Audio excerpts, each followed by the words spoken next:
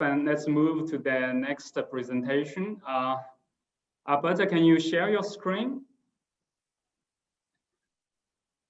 Our next speaker is Alberto Rodriguez from MIT. Alberto received many awards for his wonderful work in grasping and manipulation. His talk title is Certified Grasping. Sounds very exciting. Let's welcome Alberto.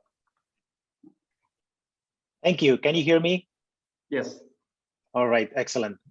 So I have to give a disclaimer to start.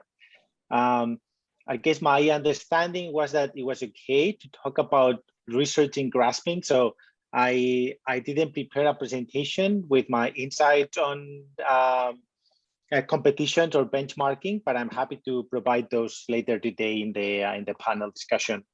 So I just thought I would use the opportunity to talk about something that I haven't talked too much, but it's some work that I think that is exciting that we're doing in the lab that has to do with the idea of or the question of how can we ever certify if a grasp will work the way that it's intended to work.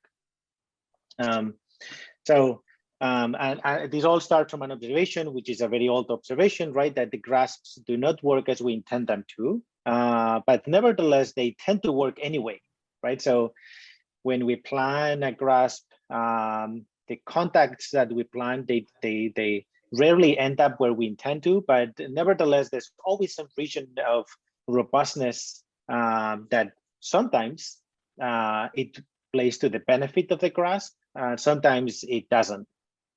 And as I was saying, this is a very old observation, right? So even from the beginnings of Matt Mason's PhD thesis, right? So he was motivated by the observation that when he would try to program a robot to pick up and place a queen piece from chess, after picking it and placing it 5 or 6 times, the piece seemed to fall because sort of the mechanics of the grasping, the process that was intended to grasp the queen, was sort of gradually destabilizing the alignment between the grasp and the queen, and that sort of led to the observation that uncertainty matters and that it can be modeled and that it can be used to the advantage of the grasp. So it can play sort of in the context of grasping, can play something like this, right? So we have an object and we plan a grasp, and the question is, can we certify that it will work the way that it's intended, right? So with those green dots will end up in those very precise places. And the answer is, well, yes, if we know the object location, if the contacts are synchronized, right? They all reach the object at exactly the same time, and there's zero object motion, because the moment that there's a small amount of uncertainty in the object location, or the contacts are reaching at different points, all leading to the object moving in some way, the mechanics comes in the way and there's uncertainty in those, and then something like this happens, right? Where if there's a cloud of uncertainty and we execute the same grasp policy on the object, there's a remaining cloud of uncertainty in the possible object poses after the grasp. This is all, by the way, simulated by an open source simulator by GIGSO. Now the question is, we can plan for the trajectories of these contact points so that with the same cloud of uncertainty at the end, the object ends up always in the same position. And the question is, how can we plan for grasps like this? Is there a way that we can do it with reasonable computational time? So, not only how can we plan for grasps like that, but how can we avoid grasps like this, where we know that sometimes things can go really bad, and after grasping the object, it can just fly away. Can we prevent grasps from this, from planning grasps like this? So I want to describe today 2 different types of certificates that we can provide when we're planning grasps. The first one is invariance, related to the idea of caging the object, right? So it gives us some certificate that the object will not fly away, that it will not escape the fingers. And the second one is convergence, right? So the idea that as the fingers reach for the object, they funnel the uncertainty of the object into one single configuration. And we've been trying to figure out if there are computational ways that we can model these two certificates. The first one, caging, right? It's both are not new, right? They're sort of classical ideas in robotic manipulation. And the first one, caging, right, is for those of you that you're not familiar with the concept of caging. The idea is that we figure out the configuration for the fingers of the hand, so that the object, the mobility of the object is bounded. The object falls within a compact connected component of its configuration space. And it's not as useful as a grasp to manipulate an object, right? Because the object still has some limited remaining mobility, but nevertheless, it certifies that the object will not escape. And an observation is that sometimes it can be used as a waypoint to a grasp. If chosen properly, that initial cage can be a good place from where to start reaching for the grasp.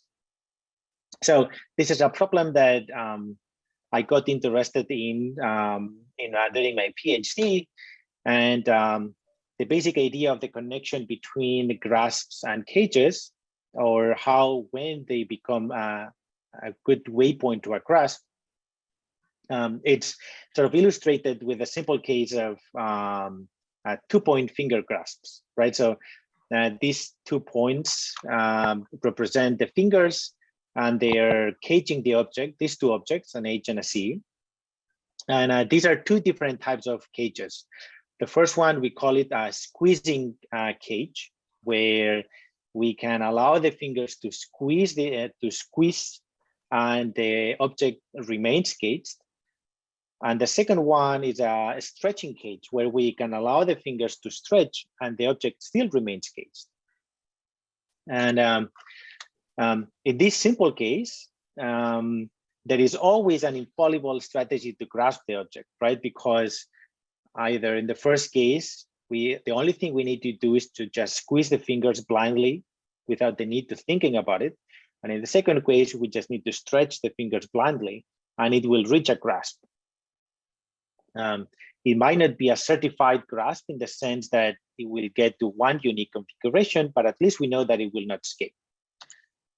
A squeeze cage and a stretch cage. And something that we've known for some time is that all two-finger cages belong to one of these two categories. So all two-finger cages are good waypoints to a grasp. And the idea of the proof is not too complicated.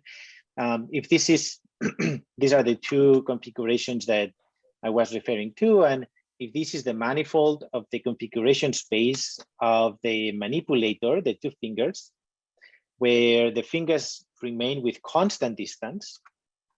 So if this point, the configuration moves above this manifold, that represents that the fingers are separating.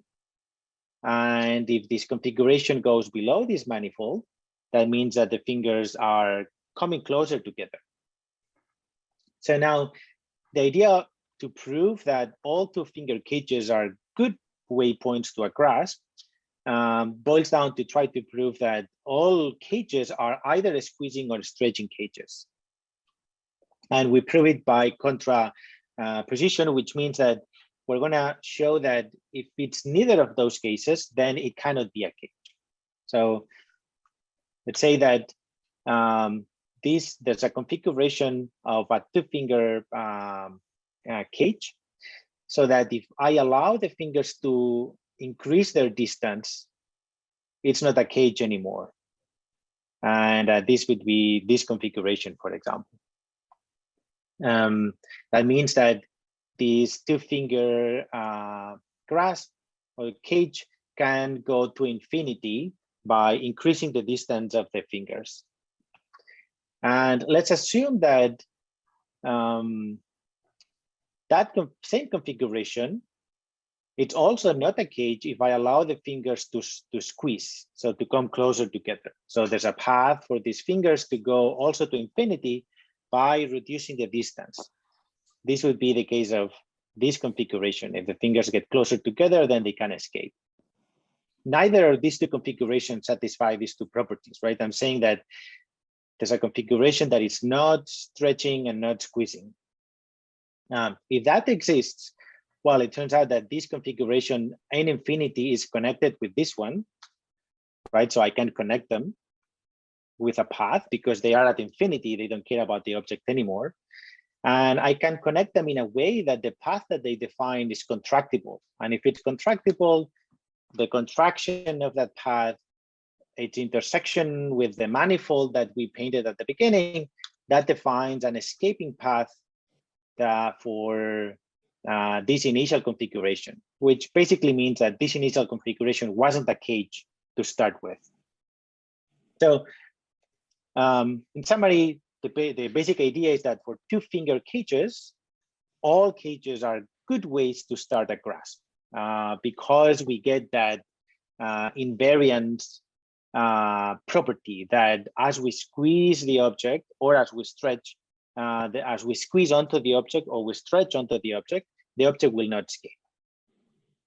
Now, we learned the hard way. I learned the hard way quite a few years ago that topological definition of caging is very lax because it doesn't generalize to more complex grasps. Even with 3 fingers, that property doesn't generalize.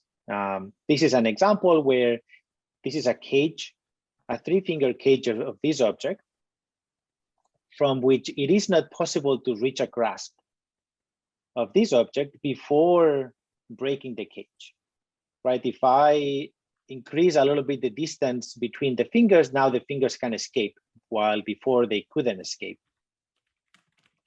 So sort of the lesson that I learned the hard way is that the topological definition of what a cage is very lax, and it's very difficult to deal with because it allows for to generate cages that they're not useful as initial points to a grasp. So instead, we should choose a practical family of cages and forget the rest. Okay, so something that we've been working on for some time is to find a computational way to choose a practical family of cages that is actually a good, define a good initial set of grasps of an object. So from a topological perspective, right, so the original definition or the classical definition of a cage is that the configuration is in a compact connected component of the free configuration space, right? So it defines some compact connected component from where the object cannot escape.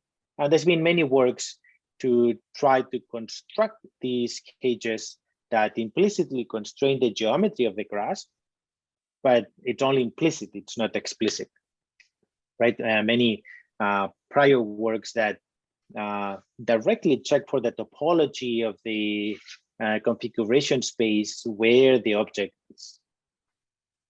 And instead, what we've been trying to do is to try to synthesize cages from a geometric perspective, but by directly imposing that it has the shape of a very particular type of cage.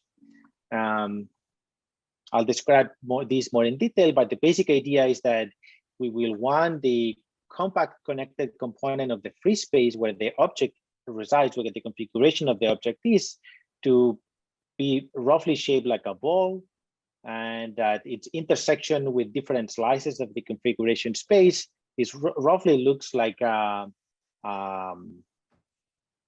circle, a polygonal circle, and that we can connect these slices with continuous paths so that jointly they define a compact connected component. And the idea is to figure out if we can formulate the constraints that would lead to a cage like this in a computational way, so that an optimization algorithm is searching for them. So to go a bit more in depth, let me sort of briefly illustrate what the relationship between the workspace and the configuration space of an object. Imagine that these two triangles are an object that we're trying to cage, and these are the two point fingers. And this is a slice of the configuration space where basically we've substituted each one of the fingers by the obstacle that they represent to the configuration of this object. So in this particular configuration, the obstacle has its same orientation, and as the object moves and reorients, the slice where the object is changing, and there are some slices where the object is not caged. So this configuration could skip through any of these paths. So this is actually not a cage, but at least to illustrate how the relationship between how a cage looks like in the workspace, where we have the real object, versus how it looks like in the configuration space, where we have instead obstacles, and the object is just a point. Okay, so the basic idea to define a cage is that for different slices of the configuration space, we will impose that the object is always caged. There's always a set of obstacles that is enclosing the configuration of the object, and that as the object rotates upward in both directions, so as we move up in the slices in the configuration space or down, it always gets to a point where these regions of the configuration space degenerate into a point or into a line. These are what we call the limit orientations. And these would be the configurations that correspond to these limits, right? So this would be a good cage of two fingers caging this object shaped like two trapezoids, the union of two trapezoids.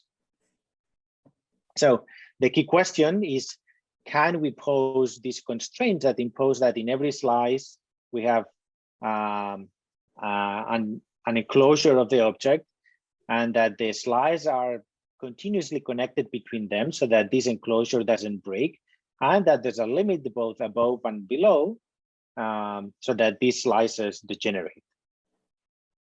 And it turns out that if we pose sufficient structure, it is possible to formulate each one of these constraints with the language of complex mixed integer optimization. Okay, we're going to impose structure, so make assumptions on the problem. We're going to assume that the object is a union of convex polygons, and its boundary is defined by line segments. M and L are sort of key to the complexity of the algorithm. Now we're going to decompose the configuration space into S slices. Each one of these slices defined by a constant orientation of the object. And then we're going to assume that the manipulator is defined by endpoints, endpoint fingers, possibly with kinematic constraints, for example, limiting how much these fingers can separate between them, or possibly they might be moving in some prototypical defined paths between them. Maybe they always define an equilateral triangle, but there's some kinematic constraints between them. Now, if we make these assumptions, and of course, the objects are planar, which I should have started with that. But if we make these assumptions, it turns out that we can formulate all of those constraints as convex mixed integer constraints. And those constraints, I'm just recalling, involve the existence of a loop at every slice, a loop of constraints or obstacles, right? So these two convex polygons intersect here, and these two convex polygons and this one are part of the obstacle defined by each one of the fingers in the configuration space. So if these two intersect and this one is connected with this one and this one intersects with this one and this one intersects with this one, this defines a loop of intersections or connections that is enclosing the configuration of the object. And it turns out that we can, that type of graph connectivity, we can impose it as a convex mixed integer constraint. We can impose that the configuration of the object is inside and instead of outside of this loop of connections, and through a convex relaxation of Jordan's curve theorem, right? So we impose that this ray intersects only one with the segments that are defining this loop. If it were to cross twice, it would mean that it's outside. If it only crosses once, it means that it's on the inside. And a third one, we impose that the points are non-dim penetration with the object at every slice. And for that, we decompose the free space of the object into convex regions, and then we impose that it belongs to one of these, each of the points belongs to one of these convex regions. And because the object is formed by convex, is a union of convex objects, the exterior of the object can also be decomposed into convex regions. And then we can impose that it belongs to one of them, also with mixed integer constraints. Now, that would be sufficient to make sure that in one slice, the object is, so for one particular orientation, if the object cannot rotate, only translate, the object is caged. Now we need to impose that for every slice, for every orientation of the object between the two orientation limits. And then we will also have to impose that in between the slices, there's continuity of these constraints, of these intersections between the convex polygons. So the slices must start and end at limit orientations. And for that, we can characterize all possible limit orientations, recalling that they have to do with the generate configurations between the obstacles defined by each one of the fingers. And then we impose the connectivity or continuity between the polygonal graph intersections at each one of the slices. Basically means that in between each two slices, because it's the change in the configuration space is defined by a rigid rotation of the object, we can limit how much the intersections are changing through that orientation, and that sort of tells us how many slices do we need to have depending on the volume that we want for that intersection. And then we impose that there's the intersection of the intersections, it still needs to have an intersection between the slices, and that the points that exist in the intersections have to belong to that intersection of intersections.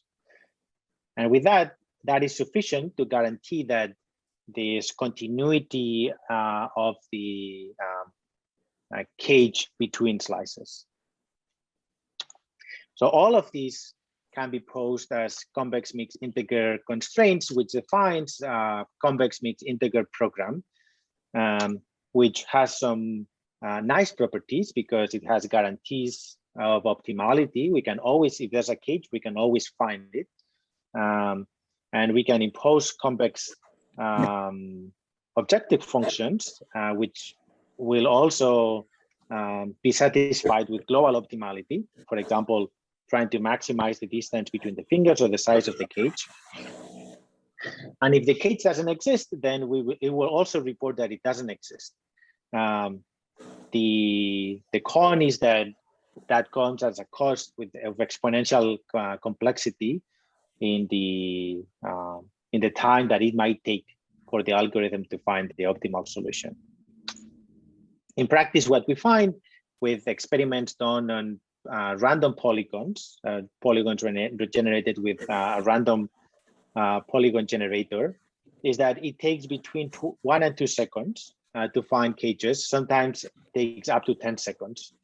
But the key idea is that we can formulate the caging condition as an optimization problem, as an optimization, a satisfaction problem, which, because of the nature of the optimization formulation, then can be integrated with other constraints. And that's what will lead us to the certified grasping now in a second. And here are some examples of constraints. We can say, find a cage of this object, but knowing that there's a wall here, so you can exploit the wall as another constraint. Or by imposing limits of the distance between the fingers, say that these two fingers always have to remain parallel to each other, and there's a maximum and minimum distance between them. Because it's an optimization formulation, then we can impose extra constraints now. And one of the constraints that we will be interested in imposing is the existence of this convergence, which is something that is not new, as I was saying before, right? So here are some classical works that also introduce this notion of convergence in the context of grasping, right? All the way from Ken Goldberg's algorithms to orienting polygonal parts without sensors by doing sequences of squeezing grasps on objects. Here we have 4 initial configurations of the same object, and under the same 3 actions, the object always ends up in the same orientation, removing that uncertainty. Or Mehmet Dogar and Sid Srinivasa's push grasp, where they explicitly reason about the uncertainty in the push of an object to reason whether it's going to end up on the inside or on the outside of the grasp. So the reason of the reasoning of uncertainty in the grasp process is something that has been explored in the past and has been sort of in our imagination for a long time. And we wanted to see if it was possible to extend this computational framework to synthesize cages to include also grasp policies. And the basic idea, this is what we had before, is that now from this initial cage, we can impose through a very similar formulation that over time, this ball of cages gets smaller and smaller and gets shrunk between slices until ultimately at the end, it just becomes one singleton. So we can extend the optimization problem so that we not only plan for this initial cage, but also for the motions that lead to these intermediate cages and ultimately to a single configuration, and impose conditions on what this configuration should look like. For example, a form closure grasp, if we want to. And turns out we can also impose these constraints as convex mixed integer constraints, which again leads to nice guarantees. And here are some examples, right? This is the initial example that I showed, the difference between a forced closure grasp that you might define by moving onto the object on these points versus the certified grasp that is reasoning is about the convergence of the object. And here are some extra examples where now with a real setup, these 2 grippers, each one with 2 fingers, is going to grasp each one of these objects.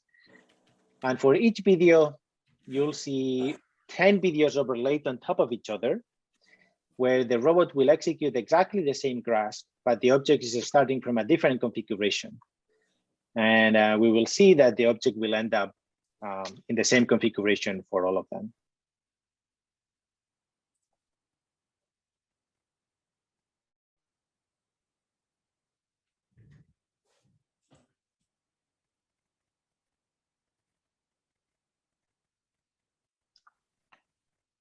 So that's the end of my presentation. Let me make the sound here. Just wanted to sort of end by summarizing, right, that we've been looking for a while to this idea of introducing reasoning about uncertainty in the process of grasping an object, and whether there are computational ways to be able to be robust against that uncertainty and eliminated through the grasp process. And we are quite interested into being able to extend these to more realistic objects that have more complexity in their shapes, as well as being able to generalize this idea to more complex manipulation actions, not just grasps, but actual manipulation trajectories, so that we can introduce the notion of a region of convergence. And just wanted to acknowledge Bernardo Aceituno Cabezas, who is the student that has been leading this work and the sponsors of this research. Thank you very much, Alberto. It's a very interesting talk. We're a bit late of the schedule. We can have one quick question. Do we have any question?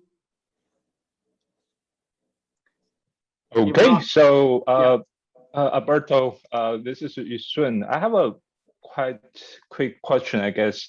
I know you have done a lot of work in caging, and especially in caging, you have provided a lot of elegant geometry solutions or under analytical solutions. And you also done works in learning, and especially for pushing and many other things. So, and also in robotics, there's different trends. One side is the analytical solution, another is rely on learning.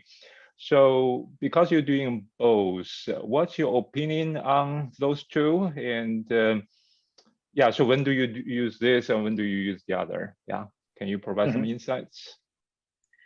You said that it was a quick question. Wow. Yeah, I'm happy to provide a quick insight now, and I guess I'm happy to extend later on in the panel if you want to. I think that both are necessary. They're not exclusive, and in fact, sort of what we're doing right now with this line of work is to see what is a good way to not having to know precisely the geometric structure of the object and being able to plan these grasps directly from sensor observations. In which case, having to process raw data from cameras or point cloud observations is an area where learning certainly can play a key role, and model-based manipulation can guide the process of learning or converging onto policies that are useful. So I do think that both are necessary. My perspective is that trying to come up with strategies like this just from without any kind of guidance, I think that it's unlikely, or it's very difficult that they will come up just through random exploration. But certainly learning is necessary to be able to jump into a real system that deals with real objects, not with objects that have already been convexified or polygonalized, if you may. Thank you.